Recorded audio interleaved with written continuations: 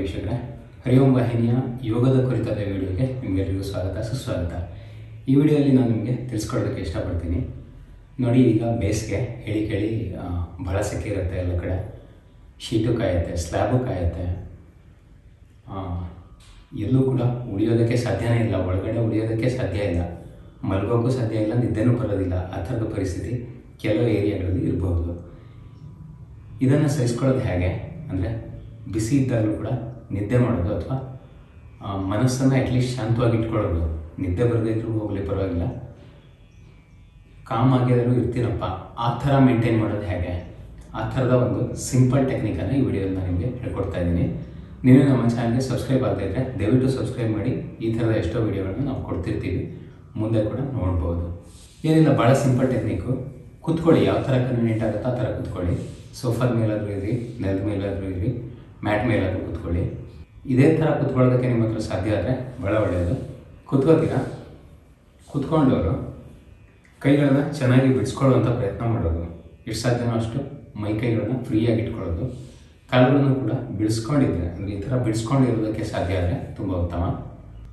ಈ ಥರ ಕೂತಿರೋ ಭಂಗಿ, ಆರಾಮಾಗಿ ಕೂತಿರ್ತೀರ. ಕಣ್ಣುಗಳನ್ನು ಮುಚ್ಕೊಳ್ಬೋದು. ಕಣ್ಣುಗಳನ್ನು ಮುಚ್ಕೊಂಡ ನಂತರ ಶ್ವಾಸವನ್ನು ಅಬ್ಸರ್ವ್ ಮಾಡ್ತೀರಾ. ಉಸಿರಾಟವನ್ನು ಗಮನಿಸೋದು ಹೇಗೆ ನಡೀತಿದೆ ಅಂತ. ಆರಾಮವಾಗಿ ನಿಧಾನವಾಗಿ ರಿಲ್ಯಾಕ್ಸ್ ಮಾಡಿಕೊಂಡು ಉಸಿರಾಡೋದು, ಕಣ್ಣುಗಳನ್ನು ಮುಚ್ಕೊಂಡು. ಈ ಸ್ಥಿತಿಯಿಂದ ನಿಧಾನವಾಗಿ ಬಲಕ್ಕೆ ಹೊರಳೋದು. ಎಡಗೈಯನ್ನು ಎಡ ತೊಡೆಯ ಮೇಲಿಡೋದು. ಶ್ವಾಸವನ್ನು ಹೊರಗಡೆ ಬಿಡ್ತಾ ಬಲಕ್ಕೆ ಹೊರಡ್ತೀರ. ಗ್ರ್ಯಾಜುವಲ್ ಆಗಿ ಶ್ವಾಸವನ್ನು ಹೊರಗಡೆ ಬಿಡ್ತಾ ಎಷ್ಟು ಸಾಧ್ಯ ಆಗುತ್ತೋ ಅಷ್ಟು ಬಲಕ್ಕೆ ಹೊರಡುವಂಥ ಪ್ರಯತ್ನ. ಮತ್ತೆ ಶ್ವಾಸವನ್ನು ಒಳಗಡೆ ಹೇಳ್ಕೊಳ್ತಾ ಸೆಂಟ್ರಿಗೆ ಬರುವಂಥದ್ದು. ಬಲಗೈಯನ್ನು ಬಲ ತೊಡೆಯ ಮೇಲೆ ತಂದುಕೊಳ್ತಾ ಎಡಗೈಯನ್ನು ಸಾಧ್ಯದಷ್ಟು ನೆಲದ ಮೇಲೆ ಉಡ್ತಾ ಎಡಕ್ಕೆ ಹೊರಡುವಂಥ ಪ್ರಯತ್ನ. ಶ್ವಾಸ ಹೊರಕ್ಕೆ, ಪುನಃ ಶ್ವಾಸ ಒಳಕ್ಕೆ, ಸೆಂಟ್ರಿಗೆ ಬರೋದು. ಪುನಃ ಶ್ವಾಸ ಹೊರಕ್ಕೆ, ಬಲಕ್ಕೆ ಹೊರಡೋದು, ಎಡಕ್ಕೆ ಹೊರಡೋದು, ಬಲಕ್ಕೆ ಹೊರಡೋದು. ಎರಡೂ ಸೈಡಲ್ಲೂ ಶ್ವಾಸ ಹೊರಕ್ಕೆ, ಸೆಂಟ್ರಲ್ಲಿರುವಾಗ ಶ್ವಾಸ ಒಳಗಡೆ ತಗೋತೀರ.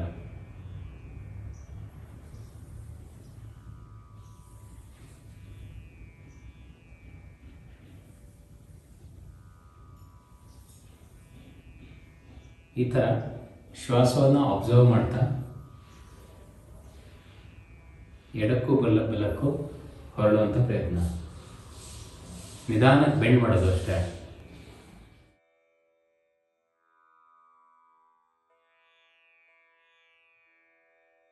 ಇಲ್ಲಿ ನೀವು ಈ ಥರ ಮಂಡಿ ಊರೋದಾದರೆ ಸ್ಟ್ರೇಟ್ ಆಗಿ ಬಾಗೋದಿಲ್ಲ, ಅದ್ರ ಬದಲು ಒಂಚೂರು ಕರ್ವ್ ಬರುತ್ತೆ. ಒಂದು ಸ್ವಲ್ಪ ತಿರುಗ್ತೀರ ಬಲಗಡೆಗೆ ಮತ್ತು ಎಡಗಡೆಗೆ. ಇದೇ ಥರ ನಿಧಾನವಾಗಿ ಮಾಡ್ತಾ ಇರುವಂಥದ್ದು.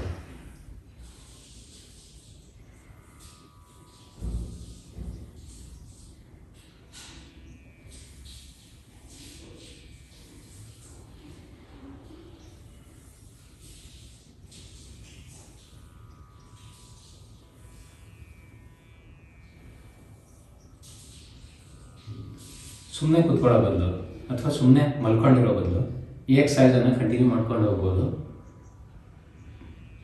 ನಿಧಾನವಾಗಿ ಅಷ್ಟೋ ಇಷ್ಟೋ ಸುಸ್ತನ್ನು ಇಂಡ್ಯೂಸ್ ಮಾಡ್ತಾ ಹೋಗುತ್ತೆ.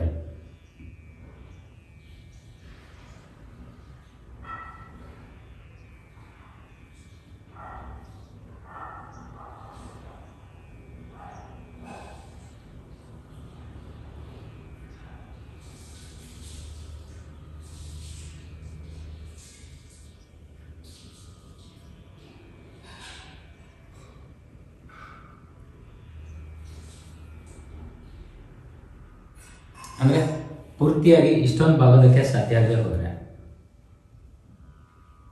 ಸಾಧ್ಯ ಆದರೆ ಹಣೆಯನ್ನು ನೆಲಕ್ಕೆ ಟಚ್ಕೊಳ್ಬೋದು.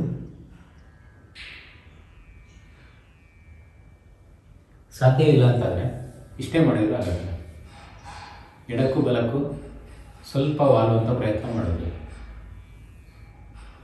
ಸಾಧ್ಯ ಇರೋ ವ್ಯಕ್ತಿಗಳು ನಿಧಾನವಾಗಿ ಉಸಿರನ್ನು ಹೊರಗಡೆ ಹೇಳ್ಕೊಳ್ತಾ ಹಣೆಯನ್ನು ನೆಲಕ್ಕೆ ಟಚ್ ಮಾಡುವಂಥ ಪ್ರಯತ್ನವನ್ನು ಮಾಡ್ಬೋದು.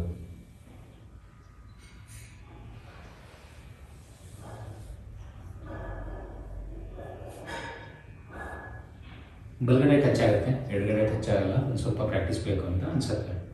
ಏನೂ ತೊಂದರೆ ಇಲ್ಲ. ಎಡಕ್ಕೂ ಬಲಕ್ಕೂ ಈ ಥರ ವಾಲ್ತಾ ಇರಿ.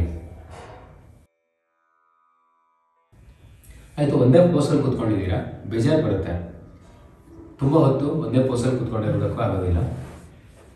ಈ ಥರ ಸ್ವಸ್ತಿಕಾಸನದಲ್ಲಿ ಕೂತ್ಕೊಂಡು ವಾಲವನ್ನು ಕಂಟಿನ್ಯೂ ಮಾಡ್ಬೋದು. ಮತ್ತೊಂದು ಕಡೆ ಕೂಡ ಸ್ವಸ್ತಿಕಾಸನವನ್ನು ಹಾಕ್ಕೊಂಡು ವಾಲವನ್ನು ಕಂಟಿನ್ಯೂ ಮಾಡ್ಬೋದು. ವಜ್ರಾಸನದಲ್ಲಿ ಕೂತ್ಕೋಬೋದು.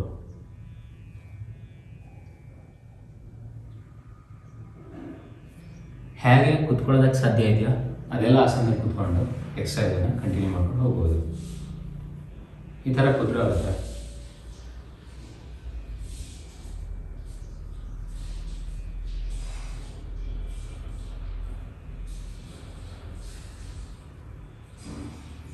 ಇಲ್ಲಿ ತೊಡೆಯನ್ನು ಕೂಡ ಮ್ಯಾಟ್ಗೆ ಟಚ್ ಮಾಡೋ ಪ್ರಯತ್ನ ಮಾಡ್ತೀರಾ. ವಾಲೋದ್ರ ಜೊತೆ ಎಲ್ಲ. ಫಾರ್ ಎಕ್ಸಾಂಪಲ್ ಬಲಗಡೆ ವಾಲ್ತಿದ್ದೀರಾ ಅಂದರೆ ಎಡ ತೊಡೆ ಮೇಲ್ಗಡೆ ಎದ್ದಿರುತ್ತೆ, ಬಲ ತೊಡೆ ಮತ್ತು ಬಲ ಮಂಡಿ ನೆಲಕ್ಕೆ ಟಚ್ ಆಗಿರುತ್ತೆ. ಅದೇ ಥರ ಎಡಕ್ಕೂ ಕೂಡ ಅದೇ ಥರ ಶ್ವಾಸೋಚ್ಛ್ವಾಸಗಳು ಕೂಡ ಕಂಟಿನ್ಯೂ ಆಗ್ತವೆ. ಸೆಂಟ್ರಲ್ಲಿ ಇರುವಾಗ ಶ್ವಾಸವನ್ನು ಒಳಗಡೆ ಹಾಕೋತೀರಾ, ಸೈಡ್ಗೆ ವಾಲುವಾಗ ಶ್ವಾಸವನ್ನು ಹೊರಗಡೆ ಬಿಡ್ತೀರಾ.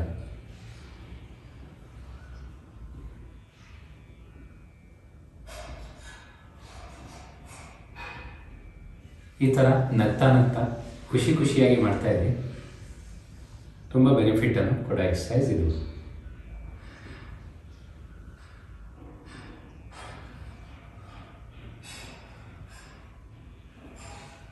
ಮನಸ್ಸು ಮತ್ತು ದೇಹಕ್ಕೆ ಅತ್ಯುತ್ತಮವಾಗಿ ರಿಲ್ಯಾಕ್ಸೇಷನ್ನ ಉಂಟು ಮಾಡುತ್ತೆ. ನಿದ್ದೆ ಬಂದಿಲ್ಲ ಅಂದರೆ ಎಷ್ಟೊತ್ತಿನವರೆ ಬೇಕಿದ್ರು ಮಾಡ್ತಾ ಹೋಗಿ. ಇದೇ ಥರ ಕಂಟಿನ್ಯೂ ಮಾಡ್ಕೊಂಡು ಹೋಗ್ಬೋದು. ಲೈಟ್ ಎಕ್ಸಸೈಸ್, ಏನೂ ತೊಂದರೆ ಇಲ್ಲ.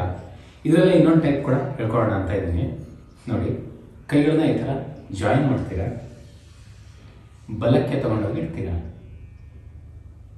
ಅಥವಾ ಬಲಗಡೆ ತೊಡೆ ಮೇಲೆ ಈ ಥರ ಇಟ್ಕೋತೀರಾ, ಅಥವಾ ಹಿಂದ್ಗಡೆ ಕಟ್ಕೋತೀರಾ. ಒಂದು ಕೈಯನ್ನು ಹಿಂದ್ಗಡೆ ಬಲಗಡೆ ನೋಡ್ತಿದ್ದೀರಾ ಅಂದರೆ ಬಲಗಡೆ ಕೈಯನ್ನು ಹಿಂದ್ಗಡೆ ತೊಗೊಂಡೋಗ್ತೀರಾ. ಬಲಗೈಯನ್ನು ಹಿಂದ್ಗಡೆ ತೊಗೊಂಡೋಗಿ ಎಡಗೈಯನ್ನು ಸೊಂಟದ ಸುತ್ತ ತೊಗೊಂಡು ಮತ್ತೆ ಅದೇ ಥರ ಎಡಕ್ಕೂ ಬಲಕ್ಕೂ ವಾಲೋದು. ಇಲ್ಲಿ ಮುಖವನ್ನು ಬಲಗಡೆ ತಿರುಗಿಸ್ತಿರ್ತೀರಾ, ಎಡಕ್ಕೂ ಬಲಕ್ಕೂ ವಾಲುವಂಥ ಪ್ರಯತ್ನ.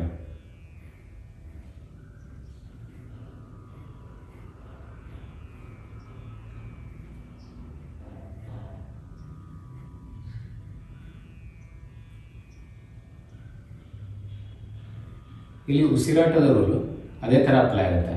ಸೆಂಟ್ರಲ್ಲಿ ಉಸಿರನ್ನು ಒಳಗಡೆ ಹೇಳ್ಕೋತೀರಾ, ಸೈಡಲ್ಲಿ ಉಸಿರನ್ನು ಹೊರಗಡೆ ಬಿಡ್ತೀರಾ.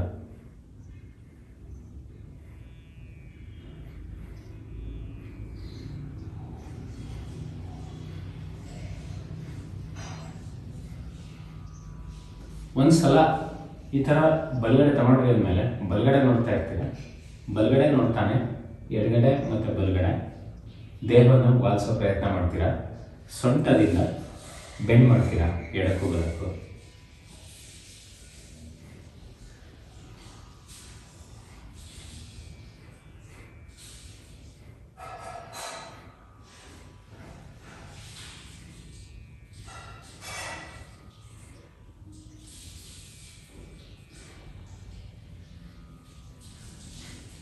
ಇಲ್ಲಿ ಪೃಷ್ಠಭಾಗವನ್ನು ಮೇಲಕ್ಕೆ ಎತ್ತೋದಕ್ಕೆ ಪರ್ಮಿಷನ್ ಇದೆ. ಫಾರ್ ಎಕ್ಸಾಂಪಲ್ ನೀವು ಎಡಗಡೆ ಹೊರಡ್ತಿದ್ದೀರಾ ಅಂದರೆ ಬಲ ಪೃಷ್ಠ, ಬಲ ತೊಡೆ, ಬಲ ಮಂಡಿ ಮೇಲಕ್ಕೆ ಒಂಚೂರು ಹೇಳುತ್ತೆ. ಅದೇ ಥರ ಬಲಗಡೆ ಹೊರಡ್ತಿದ್ದೀರಾ ಅಂದರೆ ಎಡಗಡೆ ಭಾಗವನ್ನು ಒಂಚೂರು ಮೇಲಕ್ಕೆ ಎಬ್ಬಿಸ್ತೀರ.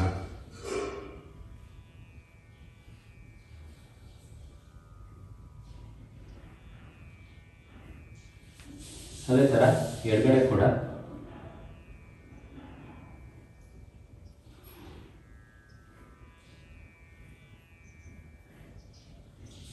ಕಂಟಿನ್ಯೂ ಮಾಡ್ಕೊಂಡು ಹೋಗೋದು.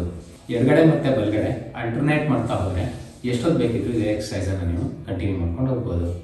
ಅದೇ ಥರ ಕೈಗಳನ್ನು ಅಂದರೆ ಹಾಫ್ ಫೋಲ್ಡ್ ಮಾಡಿರ್ತೀರ, ಎರಡು ಎಲ್ಬೋಗಳನ್ನು, ಕೈಗಳನ್ನ ಈ ಥರ ಹಿಡ್ಕೋತೀರ, ಎಡಕ್ಕೂ ಬಲಕ್ಕೂ ಕೈಗಳನ್ನು ಆಡಿಸ್ತಿರ್ತೀರ.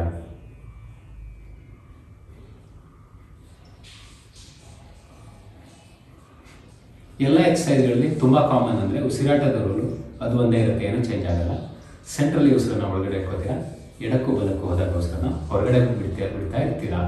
ಇದೇ ಥರ ಕಂಟಿನ್ಯೂ ಮಾಡ್ಕೊಂಡು ಹೋಗಿ ರಾತ್ರಿಯಿಂದ ಬೆಳಿಗ್ಗೆವರೆಗೆ, ಬೆಳಗಿಂದ ಸಾಯಂಕಾಲದವರೆಗೆ ನಿದ್ದೆ ಬಾರದಿದ್ರೆ, ರಿಲ್ಯಾಕ್ಸೇಷನ್ ಮಾಡ್ಕೋಬೇಕು ಅಂತ ಅನಿಸಿದ್ರೆ ಉಸಿರಾಟವನ್ನು ಅಬ್ಸರ್ವ್ ಮಾಡ್ತಾ ಕ್ರಮಬದ್ಧವಾಗಿ ಉಸಿರಾಡ್ತಾ ಎಷ್ಟೊತ್ತು ಬೇಕೋ ಅಷ್ಟೊತ್ತು ಕಂಟಿನ್ಯೂ ಮಾಡ್ಕೊಂಡು ಹೋಗ್ಬೋದು. ಆರಾಮಾಗಿ ಹೇಳೋರು ಕೇಳೋರು ಯಾರೂ ಇಲ್ಲ, ನಿಮ್ಮ ಪಾಡಿಗೆ ನೀವು ಎಕ್ಸಸೈಸನ್ನು ಕಂಟಿನ್ಯೂ ಮಾಡ್ಕೊಂಡು ಹೋಗ್ಬೋದು. ಹಾಸಿಗೆ ಮೇಲೆ ಕೂತ್ಕೊಂಡು ಕೂಡ ಮಾಡುವಂಥ ಎಕ್ಸಸೈಸ್ ಇದಾಗಿರುತ್ತೆ.